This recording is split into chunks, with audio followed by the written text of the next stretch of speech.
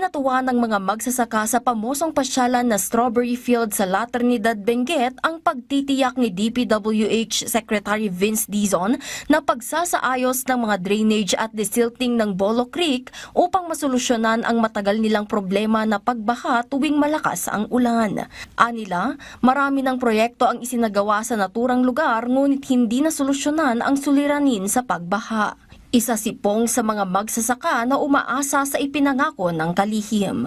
May met ko man no ikatandalangan kaysa nailat ngamin ni dalan ti danom so nga siya nga may kat flood control lang no ibaga nga kabilang dati suction pump narig agdalo ti problema agdalos man ti kwa agdalos suction pump.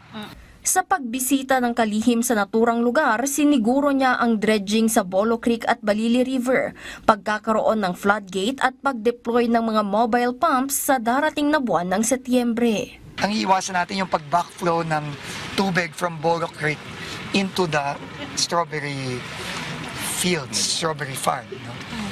And then, pagka yun ginawa natin, hopefully, mamay-menos yung pagbaha dito. Iminungkahi din ng kalihim ang pagkakaroon ng water detention o water catchment basin sa lugar sa pamamagitan ng modernong drainage system. Gagawin natin yung tama na proyekto kasi clearly wala pang nasusolusyonan sa problema dito. Kasi nakita nyo naman yung mga baha last week. No? Talagang umapaw-apaw na dito. So dahan-dahan, no? So it's a complicated problem but we'll just have to find solutions to it.